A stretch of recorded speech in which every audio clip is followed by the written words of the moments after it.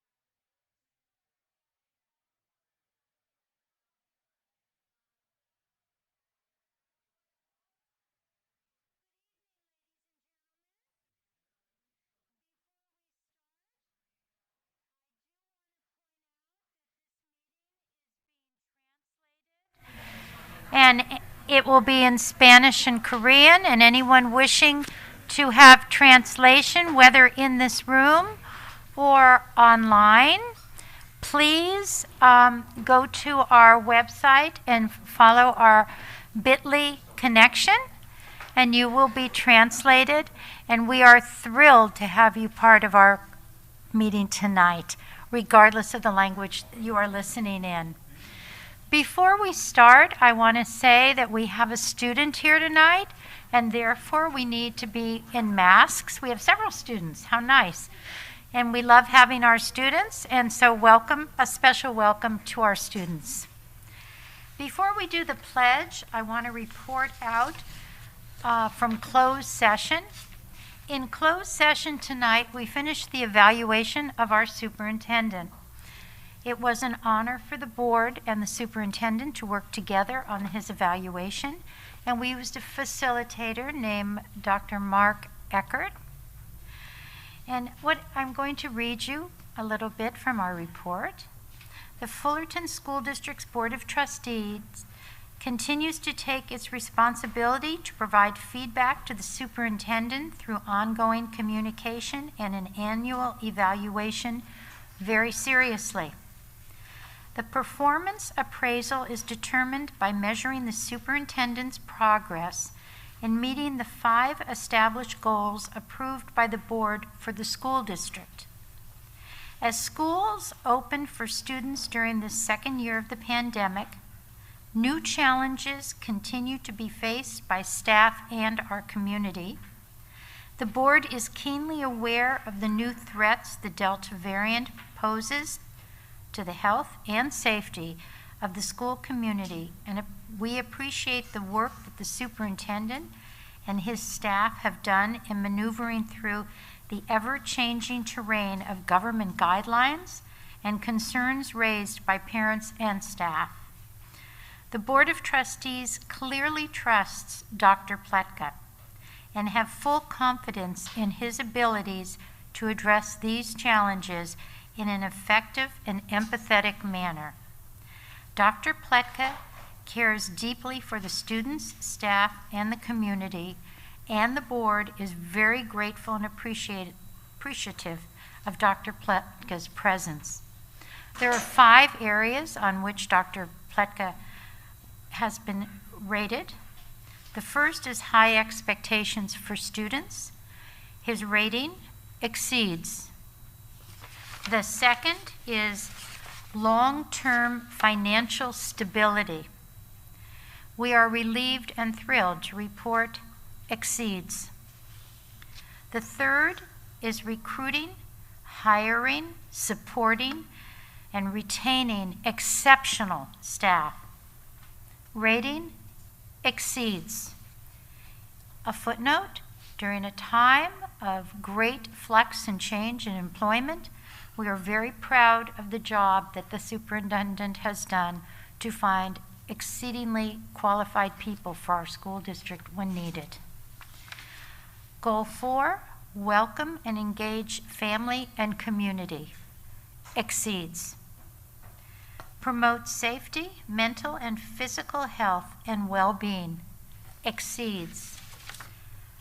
In summary, the Board of Trustees wishes to express its appreciation to Dr. Robert Pletka for his strong and decisive leadership, especially during the unprecedented pandemic, which now is into its second year.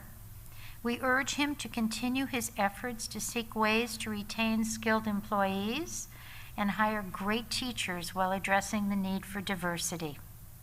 The district's community is respectful and understanding of the challenge the district is facing.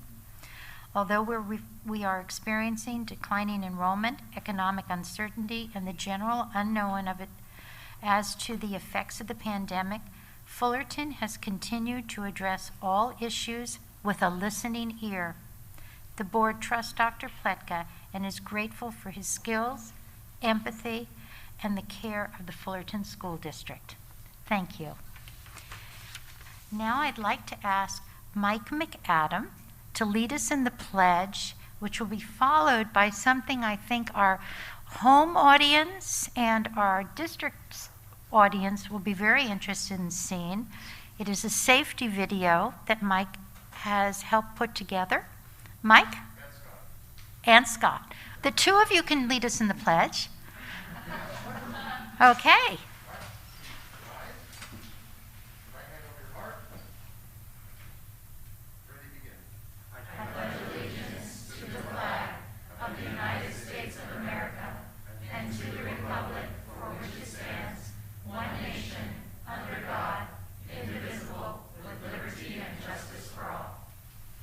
Thank you. Okay, Carmen, would you like to show us this wonderful video that I think will help reassure our community, our teachers, our classified and certificated workers? Thank you.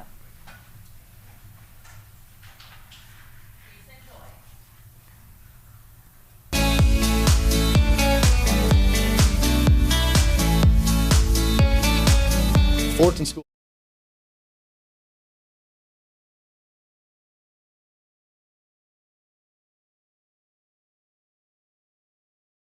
In this crazy time was getting kids back into school and creating a safe environment for them. Not just looking in the classroom, but also transportation. So some of the challenges were, what infrastructure do we need to put in place? What are the products that are out there that we need to really support and review and analyze to make sure it's safe for our students coming in? I think it was more so of just doing some research online and coming into contact with FSG, saying, hey, what do you guys do? Looking at what they have in hospitals, how can we put it in schools and classrooms? Fullerton District reached out to us and we introduced them to the needlepoint bipolar ionization units. And after explaining to them the differences and how the NPBI unit can actually infiltrate the class spaces themselves versus UV, which NPBI can proactively go after any contaminants that might be in that space. Just the overall lack of maintenance needed on the NPBI, the benefit of being able to use a lower MERV rated filter if they chose to, and potential energy savings when they can use less outside air. Those advantages for them was really what helped them to move in that path. So we started installing the bipolar units in mostly adult areas, offices, staff lounges and that. And the product worked very well, so we decided to carry it on through the entire district and did over, I think, 800 of our HVAC units in the district. The maintenance on these is practically zero. It went really well and everything was on time and under budget. The requests for work orders or any smells have all gone down. We did not have a breakout of COVID in our previous school year, so that reassures us that it's working there too. We said, can we put this product in our school bus to keep our students safe as we're driving to and from field trips and just day-to-day routines and pickups and drop-offs? And the answer is yes. So we are currently moving forth into installing ionization system into all our school buses. And again, sustainability and longevity of this is going to really support students that get on buses as well as our bus drivers. But if a student were ever to be sick or a bus driver not feeling well, or any type of routine maintenance we have on our vehicles, we do have the capability of putting UV lighting as a one-time only to light the bus up, as we call it, let it kill all the germs and bacteria as we still continue to clean with Protect sprayers. But again, it adds that other value of cleanliness and supporting drivers and students as a sick child or student, and then get the bus back on the route again. I want all the parents, students, staff that are returning to know that we worked hard over the summer and that we did touch every single unit in the district. So every single unit has a bipolar ionization unit in it. The air is much cleaner than it was before. We will be putting stickers up in all the front offices and staff lounges and things like that to remind people that we did do this. Not only the MERV 13 filters, but the bipolar ionization. That I think that our air quality in this district is above reproach. Is all put in place to create that bubble that's just not on surface, but also in the air, and really create an atmosphere as a hospital grade support for our students and staff as they learn and continue to learn throughout the years to come.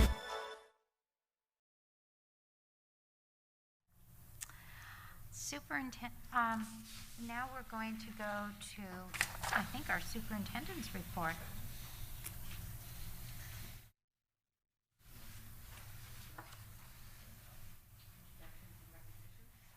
Well,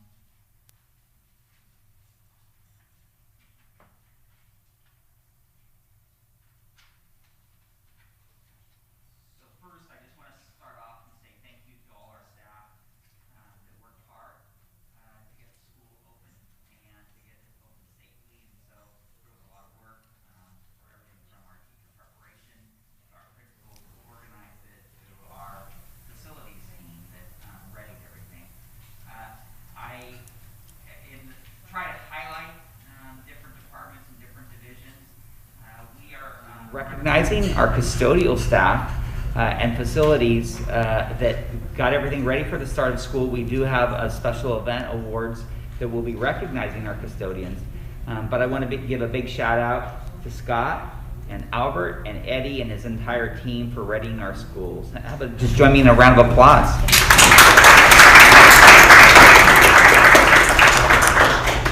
Also want to take a moment, have really enjoyed working with the new president of CSEA, Tanya.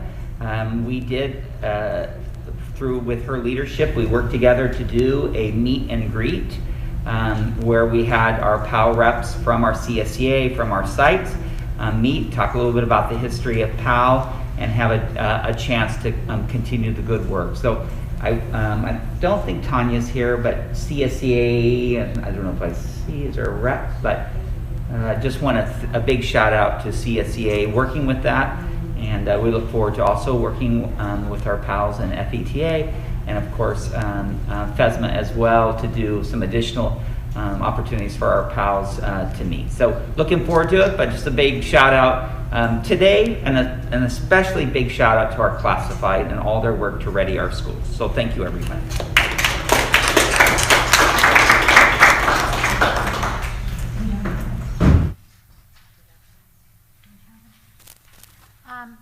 Next, I'd like to have information from the Board of Trustees. Would you like to start, Trustee Rooney Takor? Sure. Thank you, President Sugarman. As we're now a few weeks into the school year, I've just been so amazed with the resilience of our Fullerton community. That video was fantastic, by the way. Thank you so much. Just every corner of the city, I feel like we're trying to bounce back. It's not always easy. I don't know my Greek letters as well as I should, so every time there's a new variant, I get confused. Is it going forward? Is it going backward? But I just have so much faith in everyone from the superintendent on down, and the parents, flag football has started again. Fullerton Rangers are back, and kids are back on the field as we were in the spring. But just the fact that everything is still moving forward, and I'm sure that every parent out there can agree that it's much harder. Every day just seems so much more difficult. But knowing that our children are so happy to be back at school, seeing their friends. Not that distance learning wasn't real learning, but I think we can all agree that there was such a personal touch that was missing, and being around their classmates. And just for them to have that back. And so really, though, I think our children have probably been the most resilient, if that's my theme for the evening. They've put up with every, they didn't even notice a pivot in state law or change in, funding or anything like that. They just were, and they followed the guidelines sometimes better than many of the parents did. And so we're all here for the children in our city, in our district, and I think that I really just learned a lot from their resilience. I had a wonderful time with my board members this weekend talking about diversity, equity, and inclusion, and I'm just so excited about the future, even with all the challenges that we face. So thank you to my board. Thank you to everybody that's been helping me get through these difficult times. Thank you. Thank you. What a wonderful report. That was very nice. And I'm going to add about our students and being resilient and having them back on campus. I got a few calls over the last few weeks from just community members, not even parents in the area. In fact, my own in-laws noticed that when they walk past or drive past our schools and our kids are outside, that they're so happy, that there's a happiness in the steps. There's this feeling of joy, and you could just tell by our kids. So bringing them back and appreciating the fact that this is a harder year probably than it's ever been, because not only last year was hard, but this year you're trying to bring it all back and reteach things to kids, and not only academically but socially, emotionally, physically, everything that's come with them. They forgot how to be students. They forgot how to work with one another. Trying to reteach them again on how to play well with others, as well as, probably some of our adults. But it's just trying to get there. And as a group, as a collective body, I think our district has done a phenomenal job in bringing us back. And it just seems like it's happened easier. Since my years on the board, beginning of school is not always the easiest. And it's the time when a lot of our parents are uneasy. And I think you guys have really, the staff, our teachers, our principals have really done a phenomenal job in making that transition a little easier for everybody. So thank you guys all for doing that. For the sake of our kids, just seeing them happy is wonderful. So thanks for that. I echo my trustee here in talking about our time. We did have a board workshop or a board development on DEI and diversity, equity, and inclusion. And our aha moment, and one of my take-backs is that as a collective group, as a board, as a cabinet, we're all on the same page, that we all want what's good for our kids, that we all are speaking the same language. And I think that's a great thing to do, because I'm looking very forward to this year's work with that committee, bringing in our staff, our parents, our community, our students, in working towards making our district a better place for all of our kids. So really appreciate that. Champions in Learning, DLAC, everybody's back in full force, going fast as usual, and we appreciate that. And I think that might be the end of my report for today. Thank you. Thank you very much. I just wanted to kind of share a little bit of my personal experience as well too, from speaking with both my kids and coming back to school. It's been some weeks and now a month or so, back in the classroom. And I think I want to make sure that those folks and everyone here present do kind of speak to your kids on a continuous basis, because it is still a little different. It's not back to normal, but it feels like it's a little bit back to normal. So I think keeping open lines of communication with your kids and always kind of checking in with them, whether it's on a weekly basis or on a daily basis, like kind of I do with my kids. I think, again, echoing to some of the challenges that are still out there. We wish we could, kind of be back to normal. And, to Trustee Takur's point, variants are changing, things are changing, and we're trying to stay on top of things and do the best we can, again, for our kids, for the sake of our kids. And then also checking in with the teachers as well, too, making sure that the teachers feel supported, and whatever our kids can do to make that easier for them. I think it could be a good teaching moment. And that's definitely one of the themes that we had from this weekend was, learning from, some of that adversity that's going on, and to be able to teach folks how to be better people. They might not be learning kind of on the day-to-day academically, but it's kind of one of those life skills that they can learn from. So I definitely enjoyed this weekend with our board, and felt a lot more bonded, and I think that's a positive thing, and we hope that reflects what you guys see up here with us. So I did want to bring up the Hispanic Heritage Month starting tomorrow, September 15th all the way to October 15th. So if you guys haven't seen some of the videos that even our wonderful Carmen read some books online there. But just recognize that and have an opportunity for learning. Again, when we talk about DEI, diversity, equity and inclusion, it could be a learning opportunity for a lot of our folks out there, especially with this month coming along. So appreciate that. Thank you. Well, it's almost 5 weeks, and it seems like it's flown by. However, I'm not in the classroom, so maybe it hasn't flown by for some of you. I had a chance to visit Golden Hill, Acacia, and Maple, and watching the kids on the playground. They're swinging, they're having fun outside. The classrooms have things up on the walls. There's engagement. Kids are doing things. It's not normal like it was 3 years ago, but we've moved forward this time from last year, so that's exciting.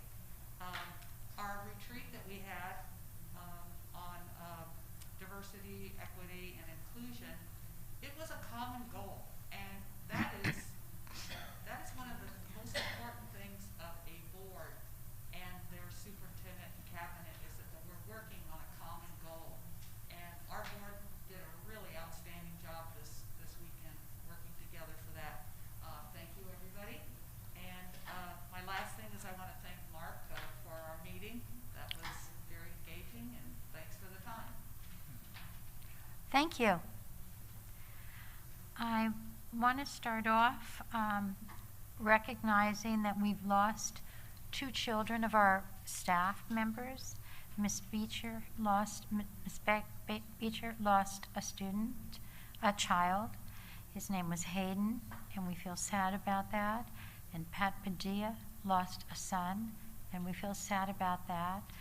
And so if you know these people, send them a note and share with them that we feel bad for their loss. We have a different type of a loss here at Fullerton School District. We have a person that has affected every single person in this school district, Sam Riccio, who is leaving us on Friday. I don't know how he dares to do that, because we still have some technology that isn't working perfect. And my phone, oh my goodness, I can't believe, no wonder why he's leaving the state. And we wish Sam well and safe travels and a good life in Texas.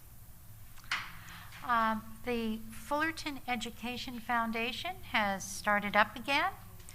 We are eager to help programs in our school district and to raise more funds to be able to help lots and lots of programs and students and things like that in our district. If you would like to help us and participate, please just send me an email and we will invite you to our meetings. And you don't have to come to every meeting. You can be on a committee. But the more the merrier. And in the future, in about 4 months, we think we will be having a golf tournament. If you have any skill in that area, as a player or as an organizer or as a donor, please contact me, as we would like any support we can get.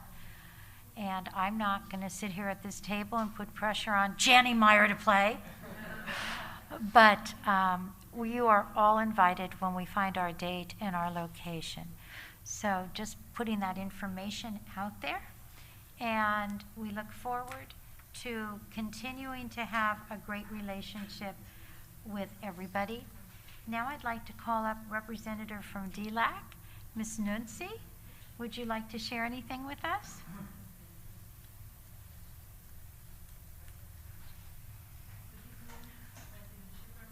Thank you. I'm not sure your mic is on. I don't think so. Maybe someone can help her. Thank you, Scott.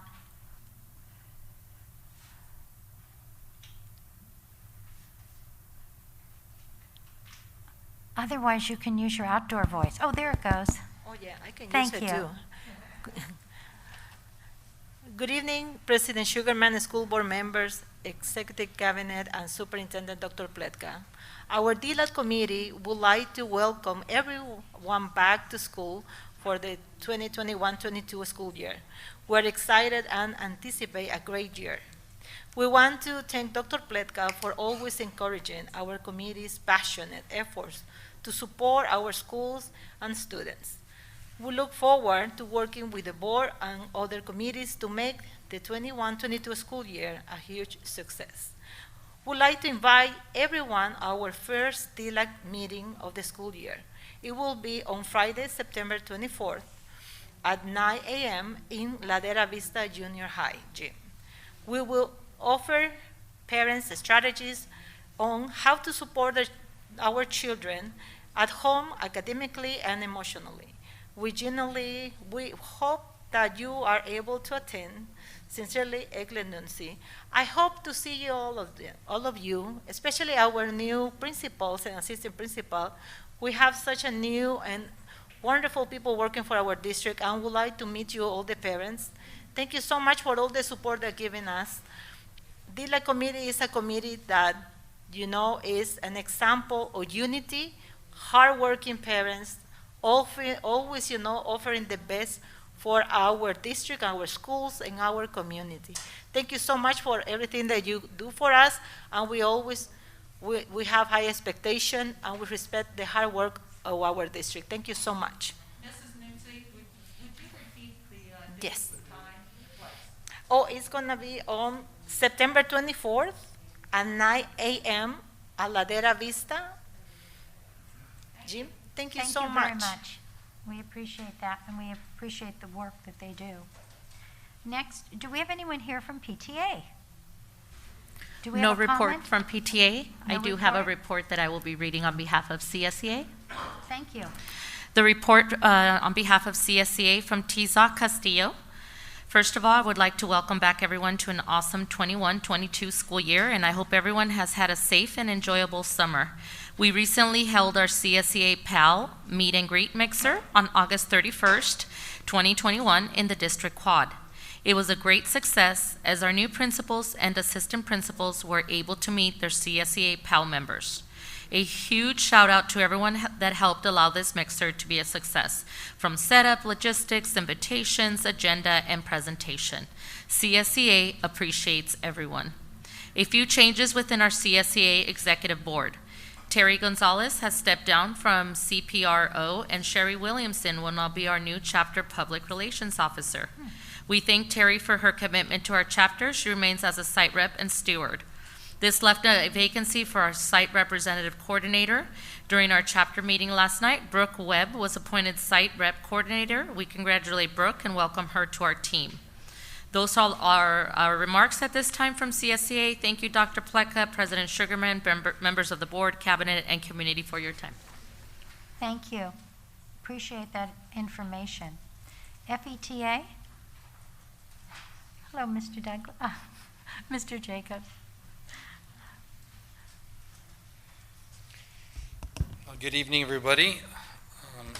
Good evening, President Sugarman, Board Trustees, Dr. Pleka, Executive Board teachers, parents, and guests. My name is Mark Jacobs. I'm a 6th grade teacher and I'm president of FETA, our local teachers association.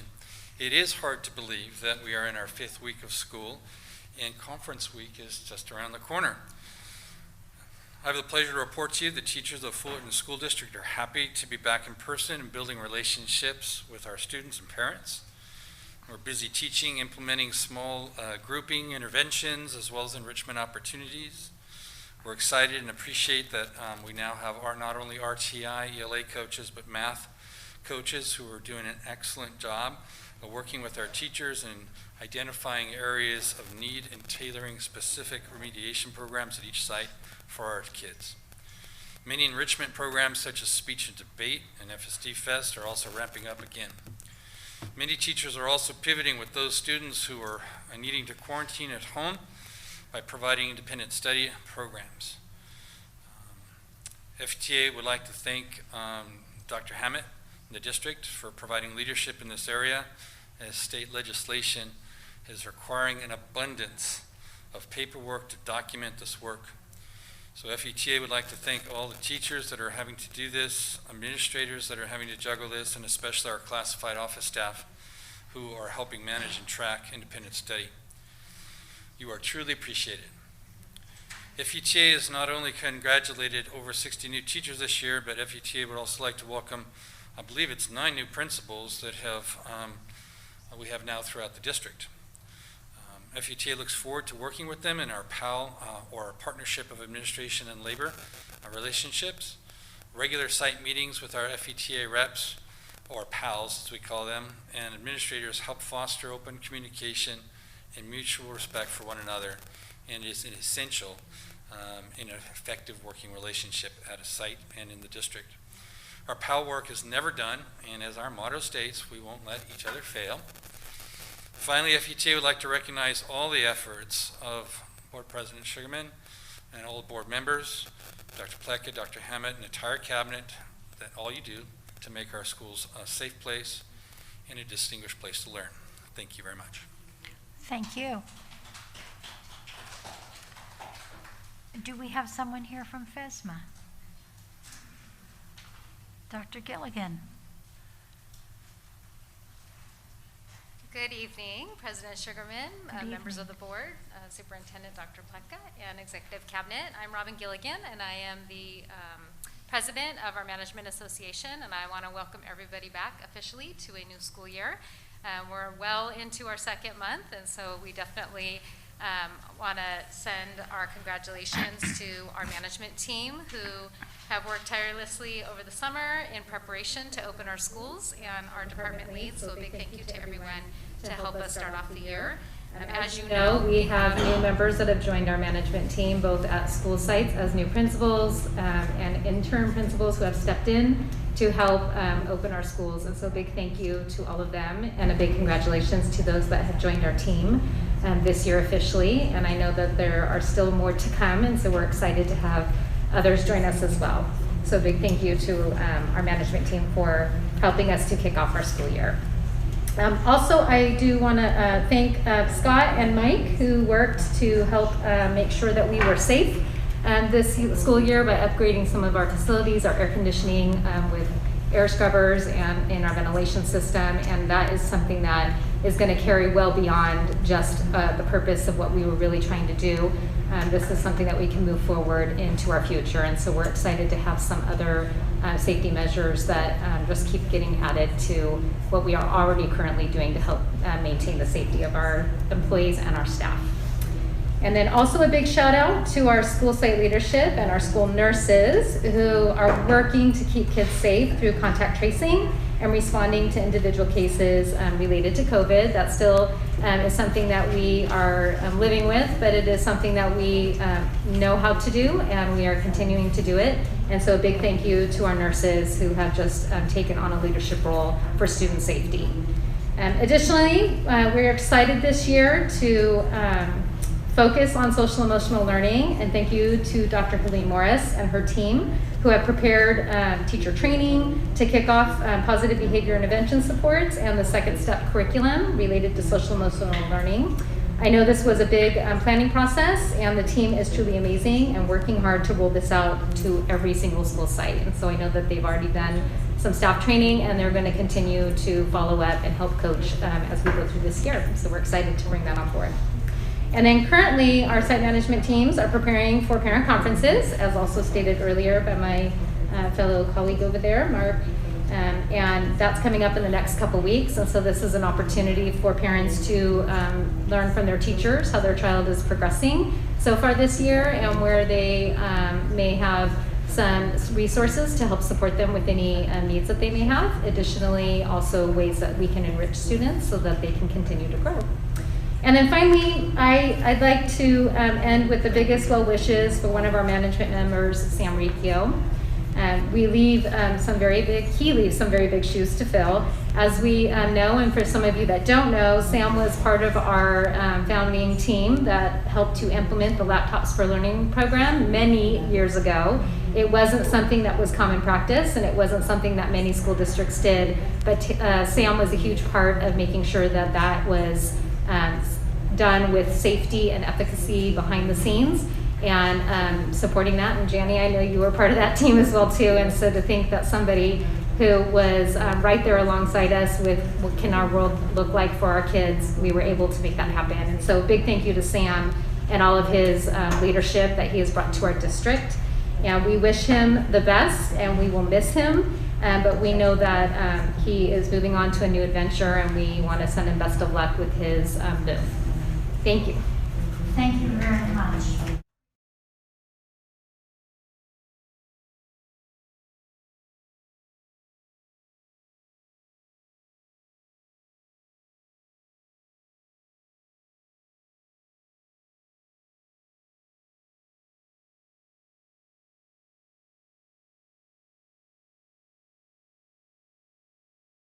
Please share with us. Hello, President, members of the board, Dr. Pletka, and his executive cabinet. My name is Angela Banuelos. I'm here from Cooperative Strategies. We're the demographers that are going to be redistricting for the 2020. Could you go a little closer to the mic? We're losing you. Can you hear me now? You can pull it out if it makes it easier for you. Can you hear me now? Okay, cool. Yes, thank you. Okay, so every 10 years, census data comes out, and we have to go and look at the existing population and what happened 10 years ago. So if we can move on to the next slide, we'll go ahead and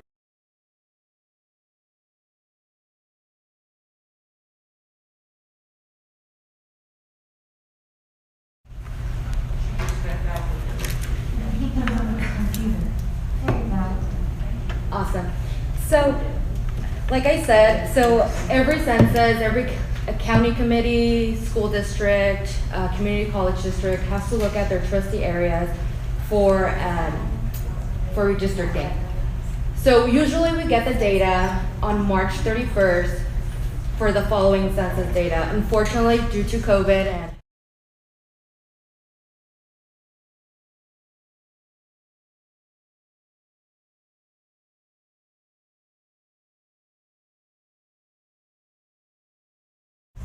so we can move on. And the school district's deadline for redistricting is February 28th, 2022. What? Oh, awesome. Thank you.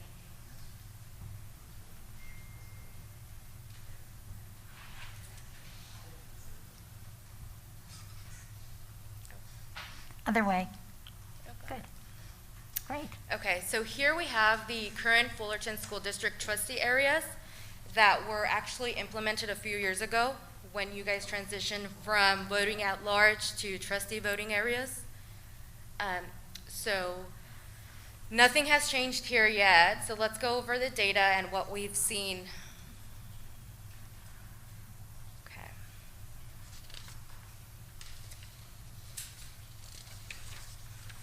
So since the data is not validated by the California Department of Finance, and we're still waiting for that, we did utilize the census block data that was released by the federal government to go over the current trustee areas. Unfortunately, that brings trustee area 4, 3, and 5 out of compliance, and meaning that the district will need to redistrict for this coming fiscal year. So if you see, we showed you the total population at 124,805, with the ideal trustee area at 24,961 per area. Currently, the total variance is at 14.85%, and the variance needs to be below 10%. So that automatically lets us know that redistricting is needed.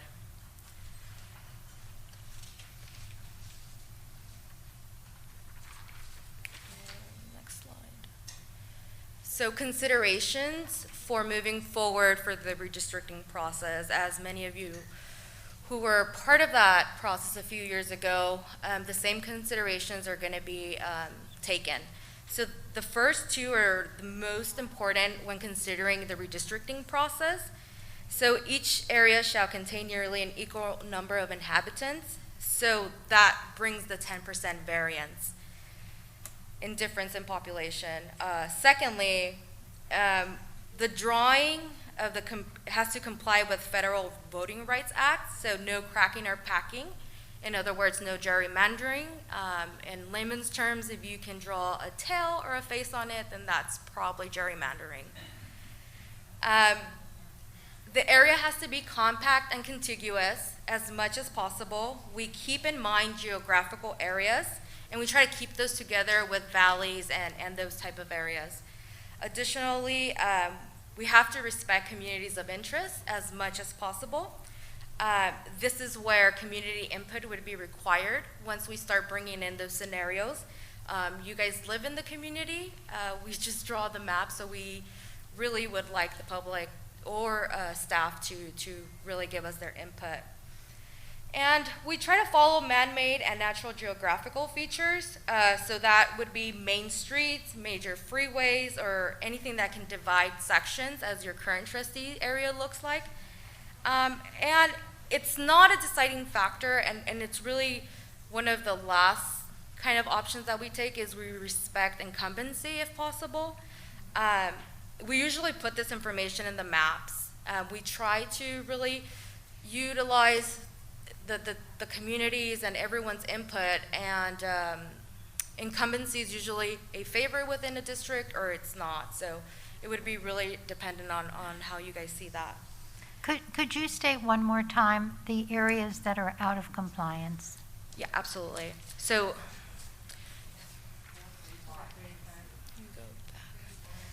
area 4, as we can see, their population variance is 10.2%, 10.22%. Every other variance is a negative.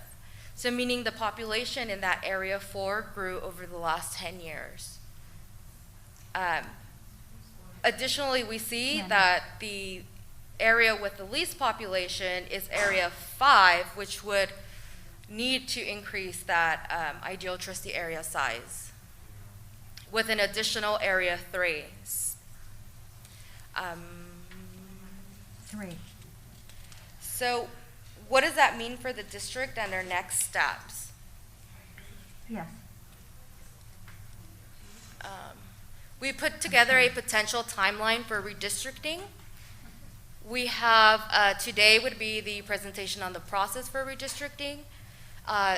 September 30th is when we expect to receive the validated 2020 census data from the California Department of Finance.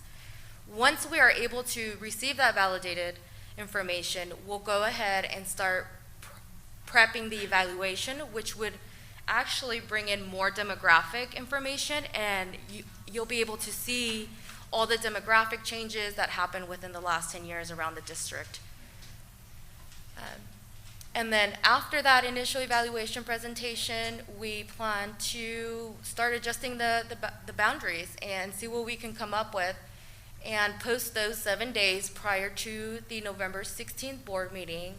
We'll get some input from the community and board members and staff, and then we'll go back, work them out, and usually by December 6th, we'll probably be able to give you guys a final set of scenarios with the selection happening on December 14th.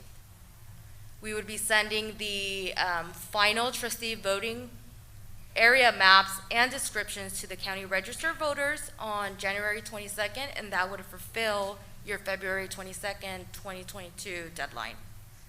Now, I have a question because this came up during our last redistricting. Yes. Regardless of who is up for election, do the priority districts, 3, 4, and 5, go first? No, this does not in any way elongate or shorten anyone's term.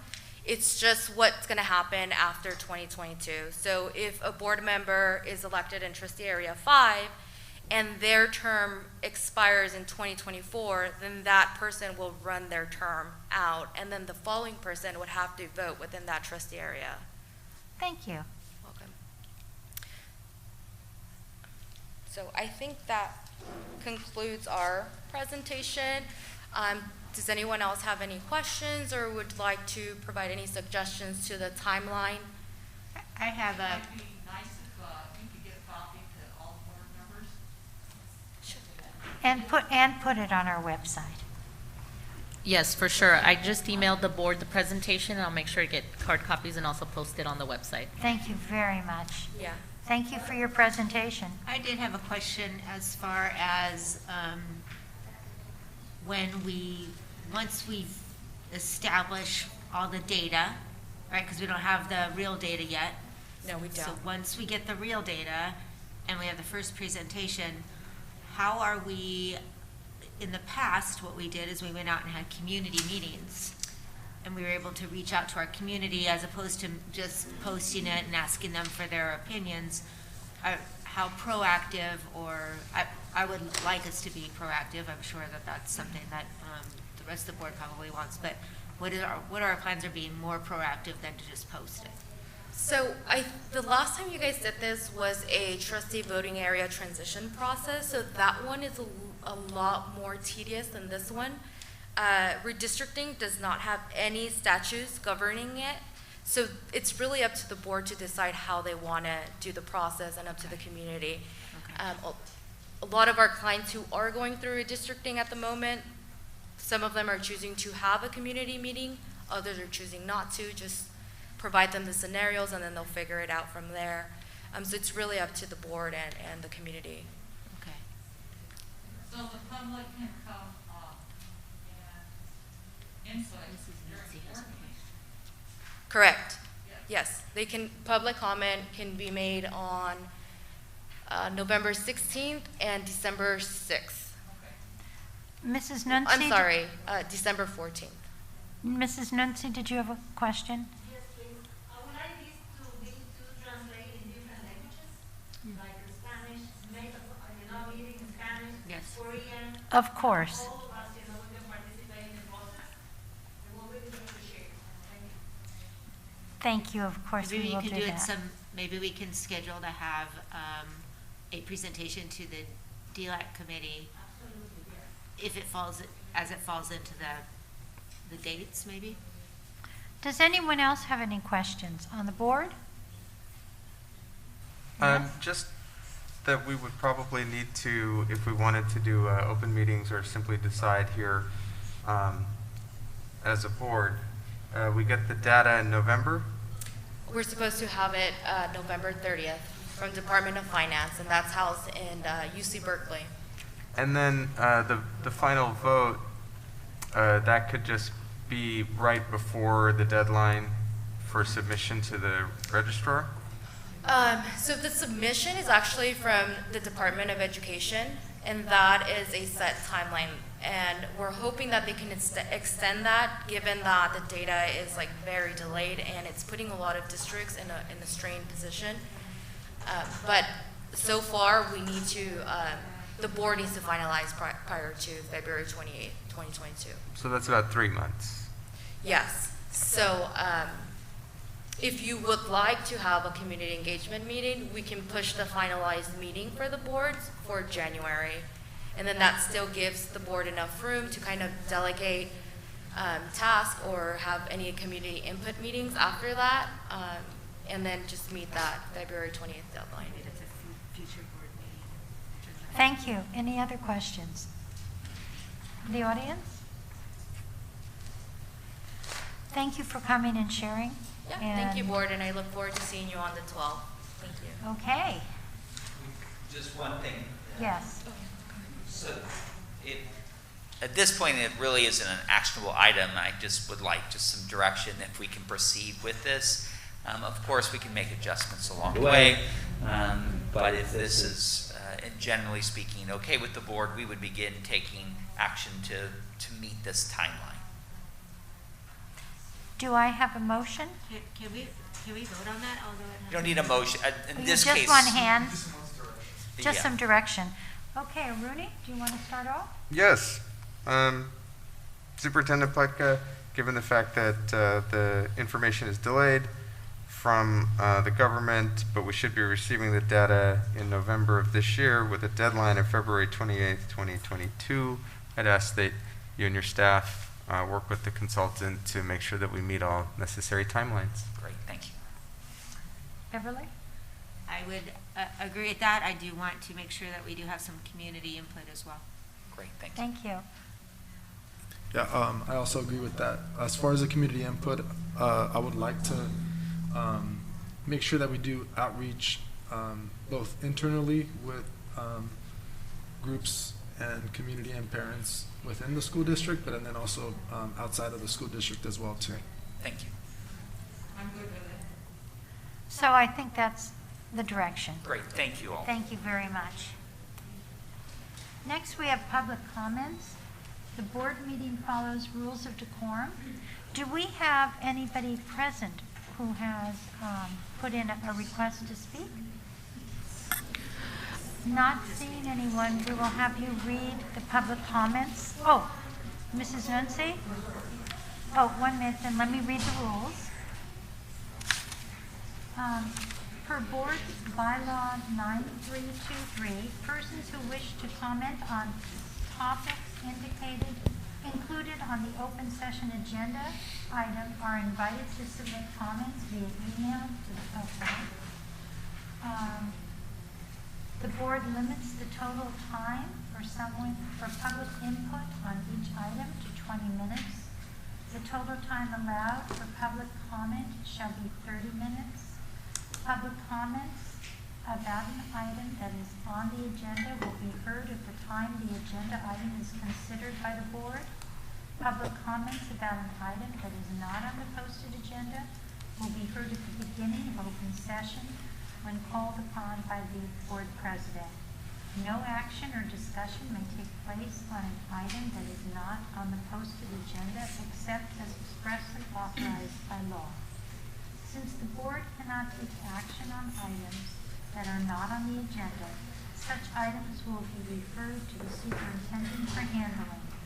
Board members may request that any item be placed on a future agenda for further discussion. The board president and superintendent will determine the best time to place an item on the agenda. Okay, you have 3 minutes. Yeah, thank you so much, President Sugarman. The reason, I'm sorry I was late, I was not sure I was gonna come. Today has been a very busy day, voting, and many other, important issues are being held in our city too. But the reason I'm here is one specific and very important.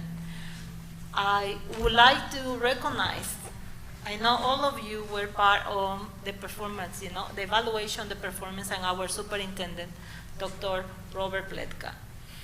It's an honor for me as a parent to have such amazing superintendent. his work during this pandemic is an example of what is to be proactive, lead by example, and be, in the front line with all of us that we were there to provide food. He's our superintendent, and he was there carrying boxes, giving food to our students, helping and supporting families, and always that if something was needed, he was there for all of us. That is leadership. That is being a great human being. And it's been a pleasure, Mr. Pleca, to have you here in our district, and we hope to have you for many more years. In the name of all the parents, and I know the staff and all the people that have the pleasure to have you work for you, because you're an exceptional human being. Thank you for your performance. You're an excellent superintendent. And you are a mentor and example for all of us that we want to make change in our community. When we see a problem, we always go and be proactive. We have problems, in safety now in our Nicholas Junior High, but the parents came forward to help. And if we have any problems, our superintendent go directly to find the solution, bring the staff, and all of us become a great family, supporting one to another and helping our number one priority, which is our students, their well-being, their mental health, and then to be, our future for all our country and in the world. Thank you so much. It's a privilege me direct you, and thank you so much, Mr. Pletka. Not every time people recognize amazing people like you. Thank you so much, and I think we all owe him an applause, and thank you for being our district of the Pletka. Thank you. Thank you. We have some public comments that have been sent to Carmen, and Carmen, would you like to read them? Yes, good evening. My name is Carmen Cerna. I'm the executive assistant to Dr. Pletka. There were 2 public comments that were received via email today by the deadline of 2:30 p.m. As a reminder to our public, we do have all of our presentations and public comments posted onto our website, Fullerton, www.fullertonsd.org. Comment 1, I wanted to thank all of you for your efforts over the course of this pandemic and especially over the summer to prepare for the new school year. My family is very grateful for the safety precautions you are taking to keep school staff and students healthy. These safety precautions gave us peace of mind as our son started junior high at Ladera Vista and our daughter attends TK at Raymond. Starting school during a COVID surge in Orange County makes me quite nervous, but knowing that you are following generally accepted public health guidelines, including masking and improved ventilation, gives me comfort. Both kids have happily attended and enjoyed every day of the last 4 weeks of school. We are fortunate that our 12-year-old is vaccinated and hope and pray that we can keep our little one healthy until she is eligible. We appreciate you doing everything in your power so that you can be safe and healthy and also attend school in person. With gratitude, Amna Chaudhary.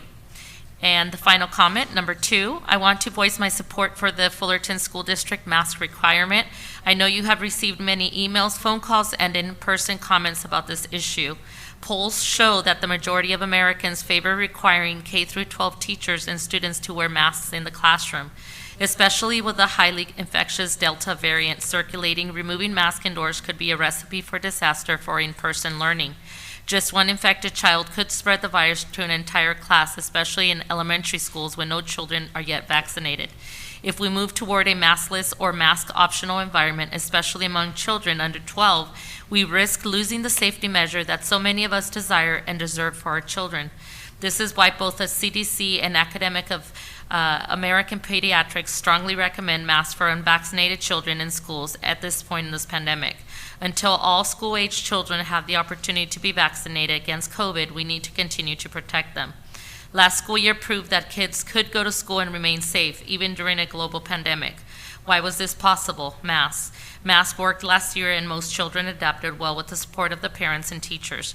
Students and staff wore their masks diligently and made in-person learning possible. I want to thank the Fullerton teachers and staff who wear their mask every day and who have been vaccinated. They deserve so much praise for keeping our children safe. And I want to thank the Fullerton School District Board for prioritizing children and staff safety all the time. Thank you, Melissa Maciel. Thank you very much. No further public comments. We will move on to approving the minutes. We have two sets of minutes, one for August the 10th, our regular scheduled board meeting. Do I have any corrections or suggestions for that? No corrections. Do I have a motion? I move to approve the regular minutes from the August 10th meeting. Do I have a second? Second. Thank you. Further? All those in favor? Aye. President Sugarman, I'll be abstaining as I was not present that day. 401. Thank you. On the September 25th special board meeting, August 24th, do I have any corrections or suggestions for that meeting? I move to approve the August 24th, 2021 minutes. Thank you. Do we have a second? I'll second. Sorry. Okay, thank you. And not seeing any comments or anything? All those in favor? Aye. Opposed? Now that's five votes. Thank you. Now I need to move on to our approval of our agenda as it's been posted. Does anyone want to move anything around? Not seeing anything? Let's have a vote on that. Do I have a motion? I'll motion to approve the agenda as is. Thank you. Second. Beverly, Aaron, and second. All those in favor? Aye. Opposed? That's a 5-0. Thank you. Appreciate that. Now, is there anybody who wants to pull anything or to comment on anything on the consent agenda? I do know that we have a modification. Yeah, we do. We have a revised, certified personnel report, and there's some people in this room who are very interested in that. So maybe we should approve consent agenda. Do I have a motion? I'll move to approve the consent agenda with the addendum number 1A. Thank you. Is there a second on it? Yes.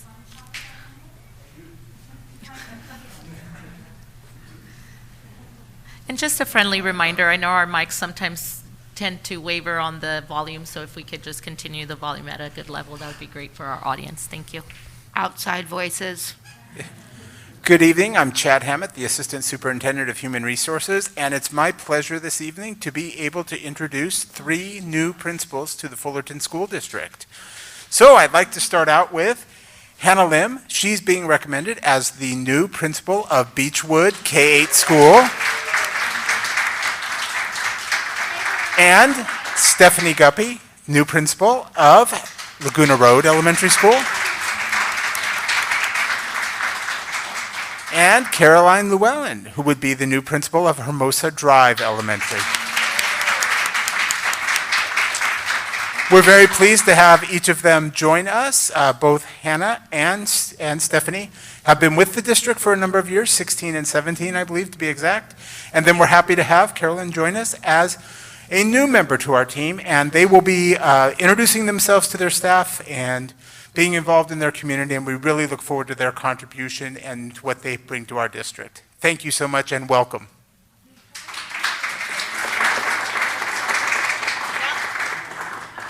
Don't go anywhere. You can run, but you cannot hide. Yeah, you can, come back, please. Come back, please. Did your Dr. family Pletka, just do you walk want out? to take a picture? So we can post that for sure. Twitter, everything. TikTok. Maybe you want to move to be in TikTok.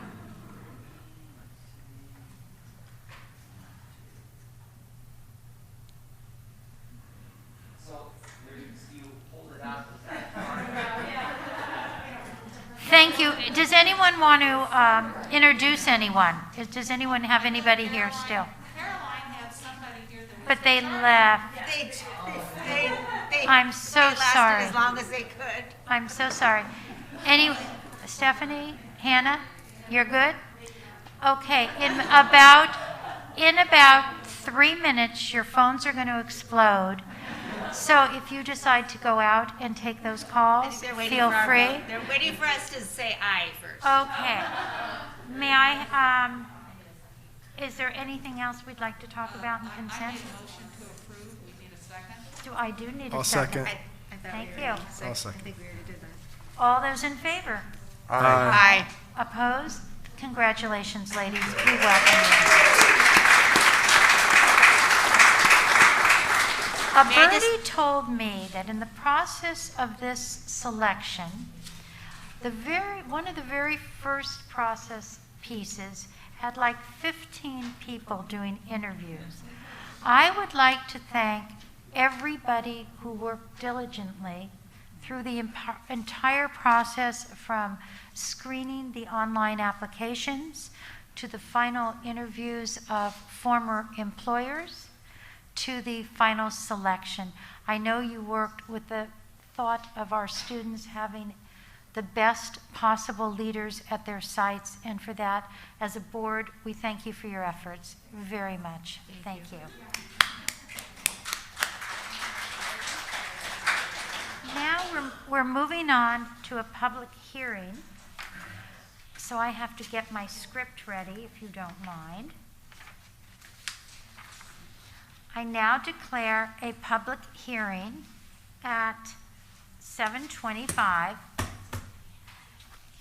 to allow the public comment regarding availability of textbooks and instructional materials and certification of provision of standards-aligned instructional materials for this school year. Is there anyone who'd like to comment, like maybe Dr. Pletka would like to tell us if we do have our books? We do. Julian, would you like to say a word or two? Erlinda, would you please come to the mic? We really want to hear from you. Because this is a personal responsibility of the 5 board members. If we don't comply, we can be personally held responsible. It's one of the few things that we have full accountability for. Right.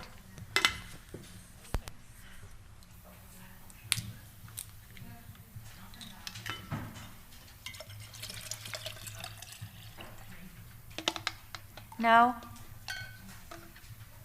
Yes? Okay. I can use my playground voice. Thank you. Good evening, President Sugarman, board members, executive candidate, Dr. Pletka.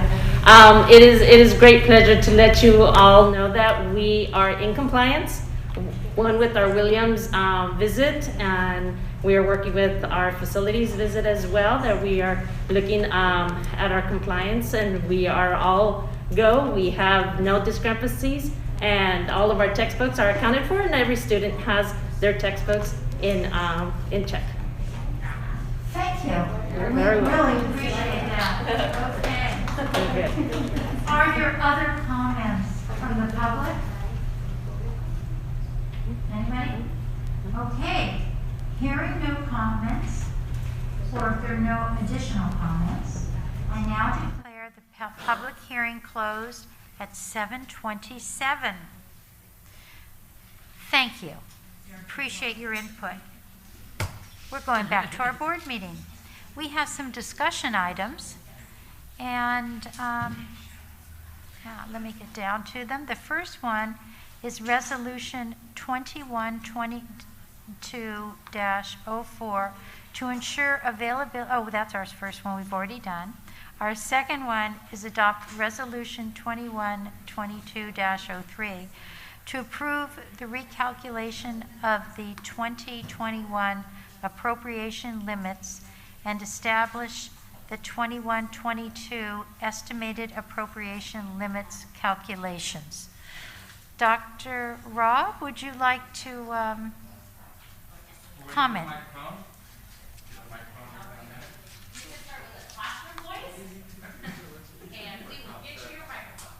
Or, yes. Did we vote? Hi. Did we vote? Yeah, thank you. I will use my playground voice. So this is an annual agenda item for approval at our first meeting in September. It comes every September. And as you remember, the GAN limit was passed back in 1979. And so what this resolution is saying is that we are living within our spending limits. It's an annual calculation, so it's presented to the board. At this point, I'd like to read, oh, this is LCAP, never mind, later. Okay, did we approve the first resolution? Yeah, we didn't think so. We didn't. So let's do this one and we'll go back and approve the previous one. I'm so sorry, I was so excited that we were good with Williams. Is there any President other Sugarman? questions? Yes. I move to adopt resolution number 21/22-04. 03. Oh, no. Well, we didn't do. We didn't vote. Oh, I was going to do this and then go back. I'll Okay. second it. Okay, we're on 04. All those in favor? Aye. With relief, yes, that's a 5-0. Now, do we have a motion to adopt the next resolution? Which is Is Rob done with his 21/22-03. So do you want us to have a, motion so that he could do his Yes. presentation, or has he done his presentation? Are you making a Think presentation? 1, 2. I think he did. I think that was it. That was his. That was just to give you. You're done? Yes, the information. Okay. I don't understand it any more than I did. Lionel, did you want to make a motion Testing, on this? 1, 2, I'll 3. make a motion to adopt resolution number 21/22-03. Thank you. Do I have a second? Second. Thank you. All those in favor? Aye. Opposed? Now we're moving on to a memorandum of the first of several memorandums of understanding with the California School Employees Association, Chapter 130. This one is on Instructional Assistant Special Ed 3 and special programs, junior high increase in hours. So it's going up a half an hour? That's correct. The needs of the junior high students due to a longer school day and the fact that junior high students are larger and need some different level of service has necessitated this MOU that increases the hours to provide that service to those students at the junior high level. Thank you. Do I have anybody with questions regarding this MOU? Seeing none, do I have a motion? I'll move to approve the memorandum of understanding. Thank you. Do I have a second? Second. Thank you. All those in favor? Aye. Opposed? That's 5-0. Thank you very much. And now we have another MOU with the Fullerton Employees Teachers Association regarding extracurricular stipends. And would you like to comment on that, Dr. Hammond? Yes, I would. So every year we have a number of extra activities that happen here in the Fullerton School District. You can see those items listed. Some examples would be speech and debate, our STEM Nation, the different activities that go along with that. Every one of those is an item that happens outside of the school day and takes extra time and extra effort on the parts of our teachers.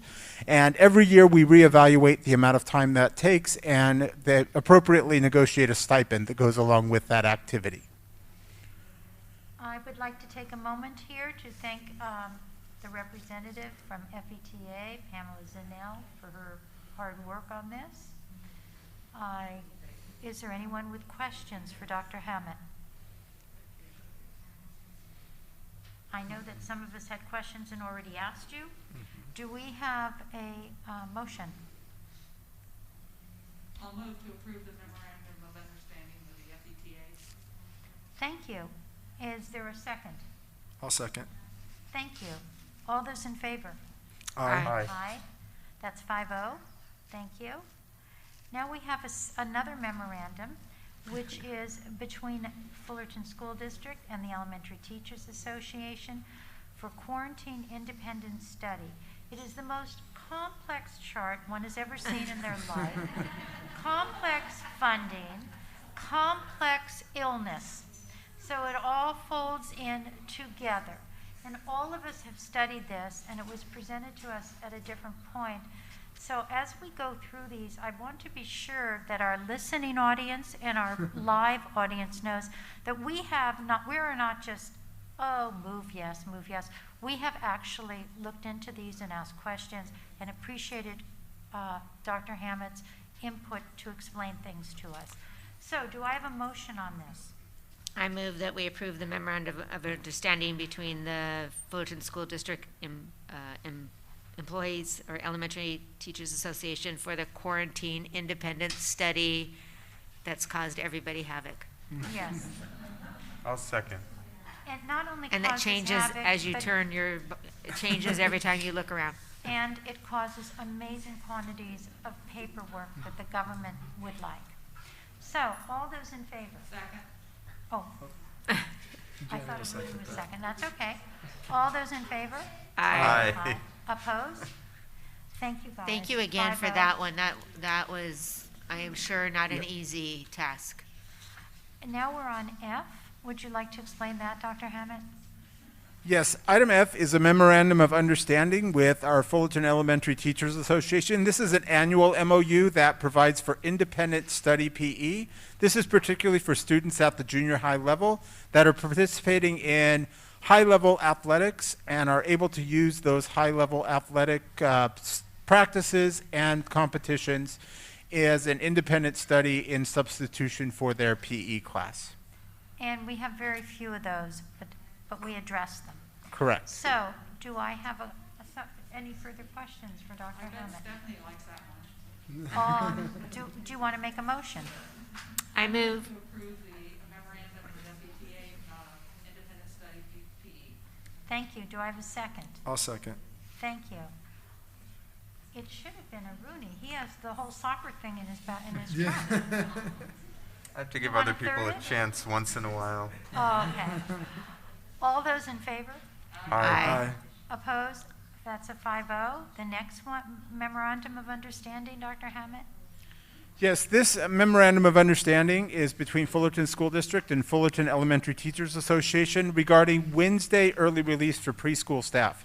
We have contract language that specifically addresses what Wednesday early release Wednesdays look like for elementary teachers and then what that looks like for junior high teachers. However, we needed to negotiate what that looks like for our preschool teachers. So this memorandum of understanding establishes language that provides for those three distinct groups, the two that were already included, but now specifically for the preschool teachers, so that all teachers covered by the collective bargaining agreement have a structure for their early release Wednesdays. And it looks like you did put a lot of thought into that. Thank you, Ms. Zinell. Do I have a motion? I motion to approve the memorandum of understanding between the Fullerton School District and FETA on regular Wednesday early release for preschool stuff. Do I have a second? Thank you. Second. Thank you. All those in favor? Aye. Opposed? So that's 5-0. President Sugarman, could we do I next, just so we can Sure. get through the MOUs? Sure. Is that all right? Okay. So want to read it? I move to approve the memorandum of understanding between the Fullerton School District and Fullerton Elementary Teachers Association regarding new teacher professional development. Thank you. Is there a second? I'll second. Thank you, Dr. Hammett. Yes, this memorandum of understanding is for those teachers who are not only new to the Fullerton School District, but new to the teaching profession. Part of the requirement is that they complete an induction program. In the past, the entirety of that induction program had to be completed outside of their Wednesday early releases. This allows us to incorporate some of that induction time into the early Wednesday release time, and then therefore results in them being able to complete their induction, and also the other mentor teachers who participate with them to participate in that as part of some of the early Wednesday release time. Okay. Questions? All those in favor? Aye. Aye. Opposed? That's 5-0.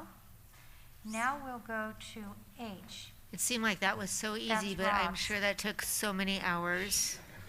Oh my Thank you God. guys for all of that hard work. Thank you.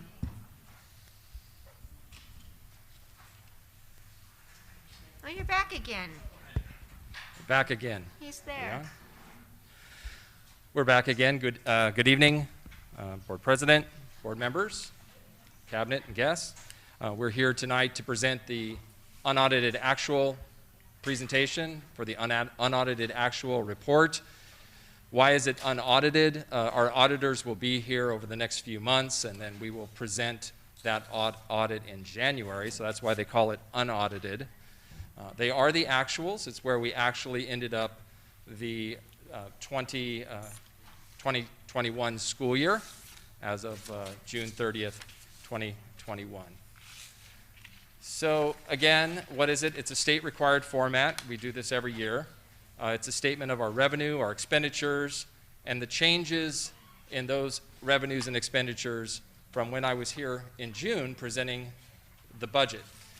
We presented the budget for this year, but we also had to estimate where we were going to end up for the 2021 school year. So this is now a comparison to see how close were those estimates. So when I was here in June, we were estimating that our revenue would be approximately $119.5 million. This is unrestricted revenue only. It actually came in a little bit less, came in at $118.77 million. You can see that we had adjusted for some capital leases, but we did receive a little bit more the state lottery funds. So revenue was down a little bit. On our expenditures, expenditures were down though also.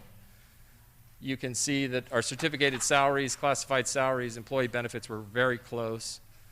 Books and supplies almost exactly where we estimated, and services and operating expenses there too. We had some decreases in our special ed contribution, which helped out, but overall expenditures came in $770,000 less than estimated. And this is some of the reasons, some of the things that changed. It's not uncommon to, over the summertime, we did do a lot of, even in the month of June, which is our summer, we did do some overtime with classified and even certificated staff. So that would be the change in those salaries and benefits. Overall, when we look at the big picture, in June, we estimated our ending balance to be $28.4 million, $28,400,000. It actually came in a little bit higher, $28,440,000. As part of the ending balance, we do have assigned funds. These are funds that are set aside from those $28 million. They total $4.2 million. We do set aside money for deferred maintenance for projects that we have to do. We also have a textbook adoption in the future, so we've set that money aside, $900,000. And then we also had some carryover that was not spent last year. It will be spent this year, so we need to assign those funds. Every year, we typically have about the same amount of carryover. It's about $1.6 or $2 million. So we are spending all of the money. It's just some time back, we had some carryover in some funds. And historically, it's all at the school sites. We don't take that money back from the school sites. We leave that there at the school sites. When we look at year over year, we look at the previous year, and you can see that revenue from the previous year is down about $4.37 million. 2.13 million of that is from loss of ADA in 2019-20. We were down about 200 students back then in 2019-20. There was also some less state revenue that came in, and special ed, it was one-time money, $1.7 million. So revenue last year compared to the year before was down $4.37 million. When we look at the expenditures were down from the previous year, $3.93 million. Overall, we did have more expenditures, but we were able to utilize many of the federal COVID dollars. The state money set aside for that to charge to those expenses.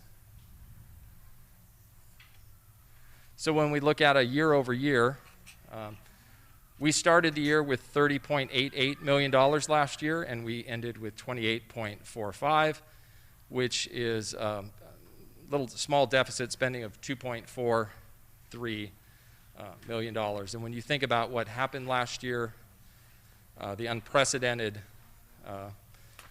we haven't had that before. It actually is, it's not a very large dipping into our savings account to get through last year and offer the programs that we offered that other districts were not even offering.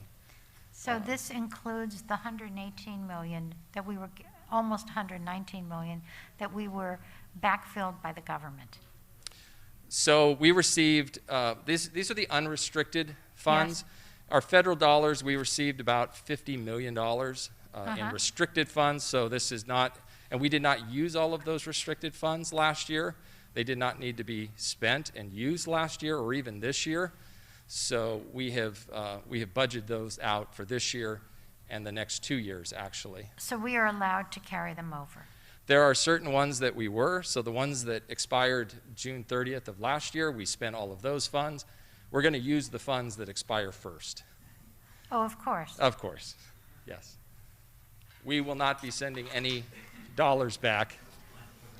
And that's surprising. I mean, people laugh behind a chuckle at that, but there are districts that did not use their money and they had to send money back.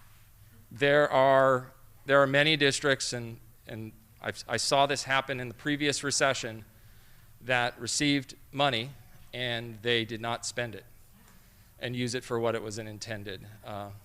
We did not do that. We used it for the purpose that it was intended. We were getting kids back into school. We were providing programs to students throughout last year, the summertime, and we're continuing to do that. This one, I know in the past we've always talked about our ending balance and a percentage, and it's a little skewed this year because the way that it's calculated is you take the unrestricted ending balance and you divide it by the combined expenditures. Well, we know that last year our expenditures went way up because of restricted dollars. And we ended up using about 20 million more of those, 20 million of the 50 some that we received.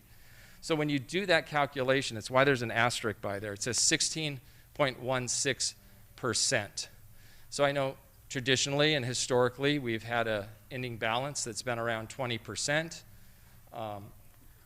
If you were to do it, the calculation without all of that influx of money, you'd be somewhere around high 18%. Is that likely to go back up?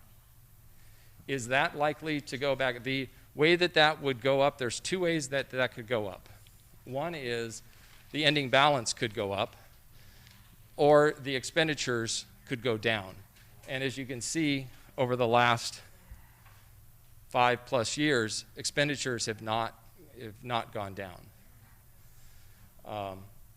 So I don't see that percentage going up anytime soon unless more revenue comes in the future. I've been talking about the general fund, which is Fund 1, but we do have some other funds. You know them as a child development or the cafeteria fund, developer fees, special reserve funds. Overall, they did increase $750,000. You can see that the child development fund had an ending balance. They started the year with $500,000. They ended with $0. They needed to use that money because, as you know, their program took a huge hit last year when students were not coming to school and using that program, the fee-based program.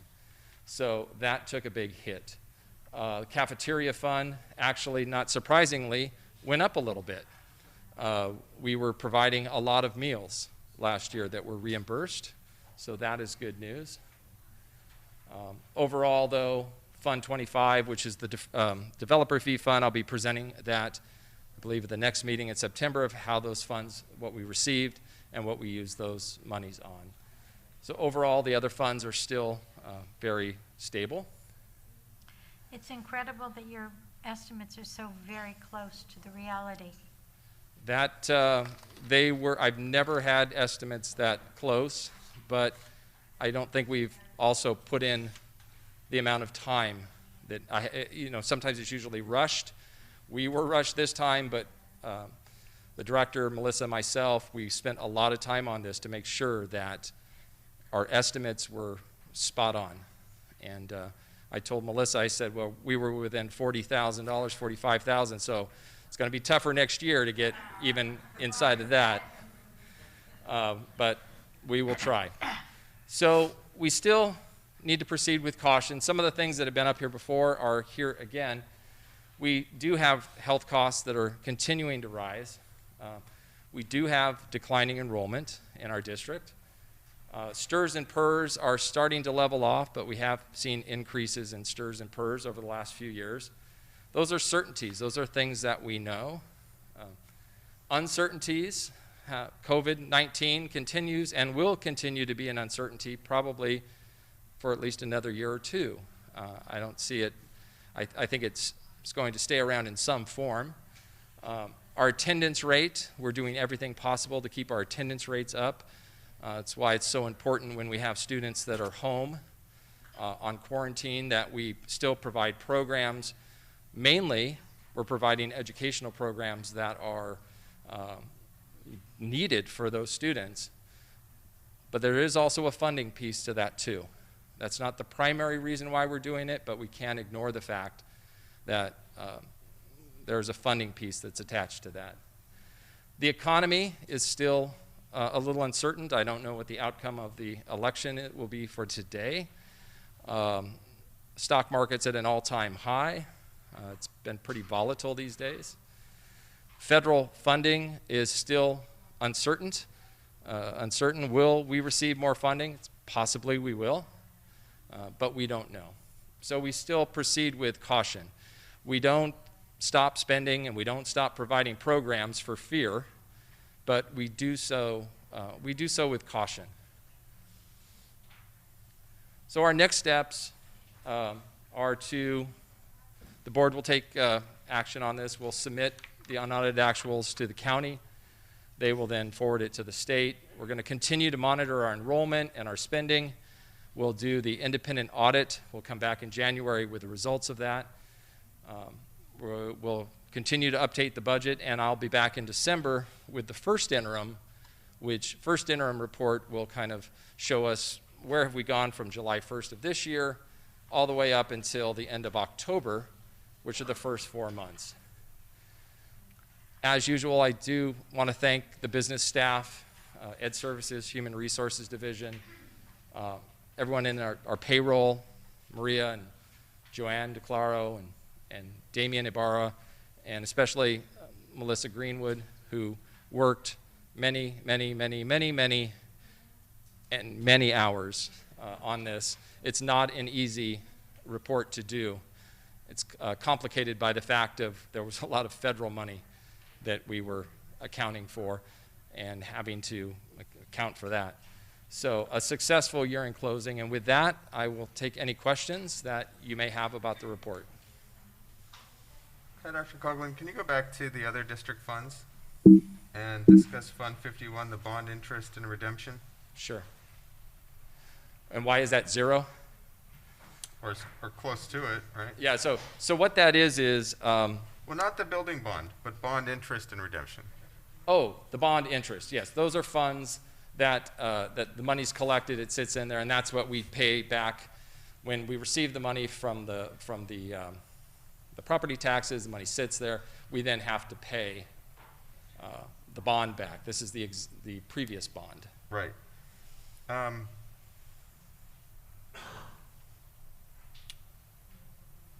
I do know why the building bond is zero, unfortunately. So the building fund is zero. Actually, I was talking to Melissa about this. There might be less than a few $1,000s. This is where the bond proceeds would go. This is where the other ones were. We had the discussion, do we need to close out that fund and not even report it anymore? And I made the decision, no, we're not going to close that out. That needs to stay there for any future bonds that might happen to pass. With regard to 51, though, bond interest and redemption, maybe we can talk about that at a different meeting or get a report about opportunities to refinance or pay it off using federal funds or something like that. Something that would be in the district's interest.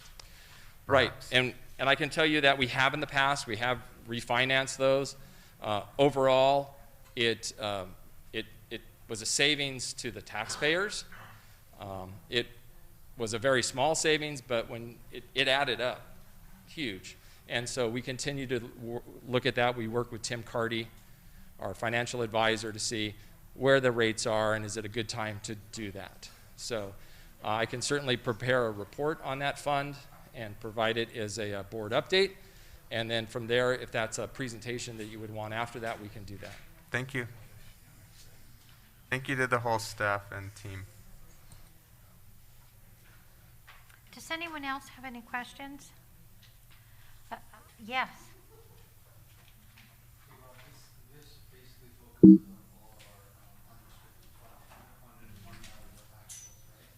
So the unaudited actuals, the entire report has the restricted funds in it, but because the restricted funds, there's what we budget for is supposed to be spent and what's not is carried over to the next year. Typically, in presentations past, I have not gone into great detail on that, on those funds.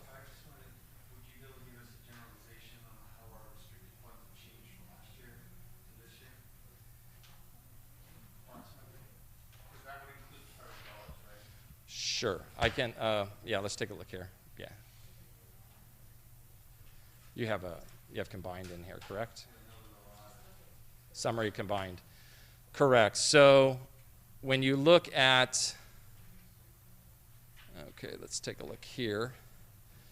When I look at my restricted revenue, my federal revenue for 2020, where the year before it was 6.5 million, last year it was 30.2 million. So that was an increase of about 24 million. State revenue was up about 5 million. Other local, some restricted, $1 million. So it was up almost $30 million. Expenditures were up on the restricted again quite a bit. So. So we still have quite a few restricted funds, which would provide some flexibility and some options. Right, so those federal funds and those state funds that came in for COVID relief, we look at those things and those expenditures that have dealt with COVID.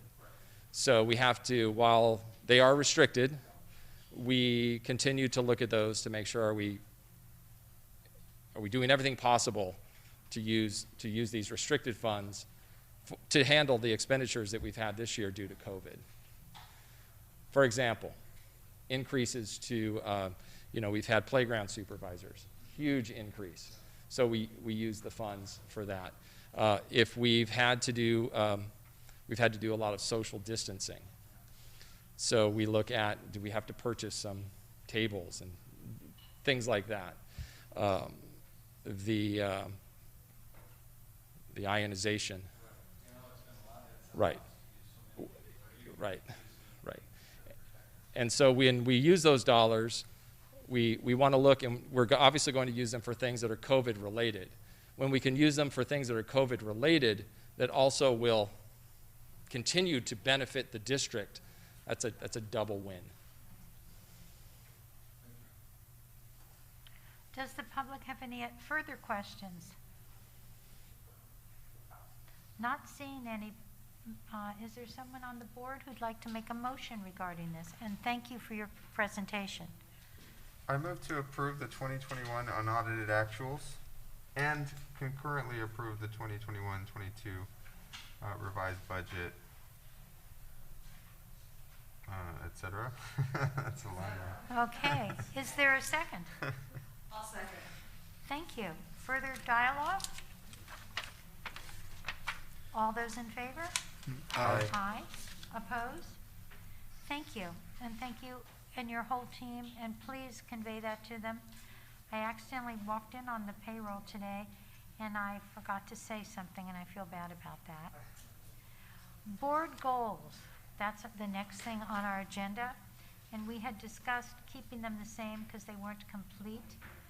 hard to complete them. Dr. Pletka? Yeah, so this is just a first reading, and a lot of the items within your goals or the sub goals are things that we've just, in some cases, getting started. So my recommendation is not to make major changes. As an example, the SEL, we put in a lot of work around that, and really have just started to move and implement those structures and systems. So, but definitely, if there's some tweaks along the way, we have this next meeting, which is in just 2 weeks. But then after that, still additional time. So. For sure, any discussion the board wants to do now, they can, but since it is a first reading, if you want to think about it and then bring it back to the next meeting, we would not ask you to approve it at the next meeting either. We want you to sit on it a little bit and then have a discussion after you've really, again, had some time to sit and think on this. Thank you. Do some of you have questions to Dr. Pletka on these? Anyone? Not a question so much as an appreciation for, any recommendations that my colleagues would want to make to this document. I'm all ears. But considering that the document was written before COVID, I felt that it pretty remarkably well represented the challenges that we had with the global pandemic or social justice issues that we've talked about, finance issues that we're talking about. So I think it is a living, breathing document, and it surprisingly applied itself pretty well, even to really unexpected things. So just a thought for the board. Totally agree with you. When I reviewed it, I was thinking, oh my goodness, very good. And anyone want to make any other comments on this? Not seeing any. Yes. Feels like it, doesn't it? And is there anybody who has a request for a future board item? Maybe I'll just reiterate that I did ask Dr. Copeland and the team to discuss or provide some information regarding repayment of our existing bond and refinancing options. Okay. Would it be okay for him to present that in a communique with us? Yeah, I think it's going to be a document first, and then if we wanted further information, then something on the board, or for the board. Thank you. Appreciate that. Anything else? And I think that we'll probably get more information on redistricting as we go forward. That might be something that we'll want to talk about. Okay, thank you. Seeing nothing else, this meeting is adjourned. Thank you all. The next board meeting is September 28th. I know you're all eager to come.